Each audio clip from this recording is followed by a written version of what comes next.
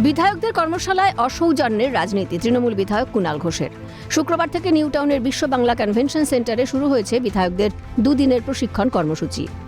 লোকসভার স্পিকার ওম বিড়লা, বিধানসভার স্পিকার রথীন্দ্র বসু ছাড়াও উপস্থিত ছিলেন রাজ্যসভার ডেপুটি চেয়ারম্যান হরিবংশ নারায়ণ সিংহ, রাজ্যপাল আর.এন. রবি, কেন্দ্রীয় সংসদ বিষয়ক মন্ত্রী কিরেন রিজিজু, মুখ্যমন্ত্রী শুভেন্দু অধিকারী, বিরোধী দলনেতা ঋতব্রত বন্দ্যোপাধ্যায় সহ সব রাজনৈতিক দলের বিধায়করা।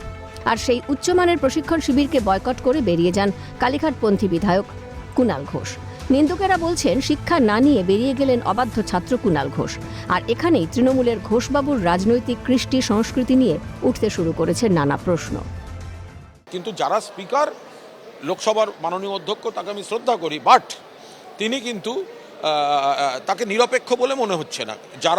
যাদেরকে সদস্যপদ খারিজ করে দেওয়া উচিত তিনি তাদের এন্টারটেন করছেন। যারা তৃণমূল ভাঙতে চাইছে, রাজ্যের যারা বিধানসভা অধ্যক্ষ, তাকে আমি শ্রদ্ধা করি, কিন্তু তিনি অনৈতিকভাবে বিরোধী দলে আমাদের বিরোধী পক্ষের অধিকারকে কেড়ে রীতি বহির্ভূতভাবে যা করছেন, আমরা সেটাকে সমর্থন করি না।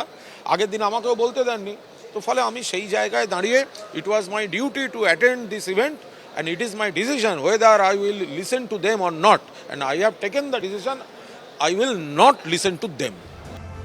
প্রশিক্ষণ শিবির থেকে বেরিয়ে গেলেন, আবার বলছেন বয়কট করলাম না। এহেন দ্বিচারিতা কেন ঘোষবাবু? যদিও এই সংস্কৃতির ধারক বাহক তো আপনি, নতুন তো কিছু নয়। আপনার গ্রেফতারির পর আপনার মুখেই শোনা গিয়েছিল সারদা মিডিয়া থেকে সবথেকে বেশি কেউ লাভবান হয়ে থাকেন তিনি মমতা বন্দ্যোপাধ্যায়। যারা ক্ষমতায় এসছে, মুখ্যমন্ত্রী, 8 জন এমপি এবং 6 জন মিনিস্টার সরাসরি দোষী। তারা কি ওখানে আলোচনা করবে? সারদা মিডিয়ার প্রত্যক্ষ এবং পরোক্ষ সুবিধা যদি সবথেকে বেশি কারোর কাছে পৌঁছে থাকে তাহলে তার নাম মমতা বন্দ্যোপাধ্যায়। আবার জেল থেকে বেরিয়ে আসার পর উল্টো সুরে হেঁটে মমতা অভিষেকের স্তাবকতা শুরু করলেন। ফলে নীতি নৈতিকতা যে আপনার সঙ্গ ত্যাগ করেছে তা এক প্রকার স্পষ্ট। কুণাল বেরিয়ে আসলেও প্রশিক্ষণ শিবিরকে মুখিয়ে উপভোগ করলেন ঋতব্রত শিবিরের বর্ষিয়ান তৃণমূল বিধায়ক সমর মুখোপাধ্যায়। আমার দ্বিমত আছে, কারণ শিখার কখনো শেষ নেই। অতএব উনি কেন গেলেন উনি বলতে পারেন, তো আমি কিন্তু প্রথম থেকে শেষ অবধি থাকি। Very good.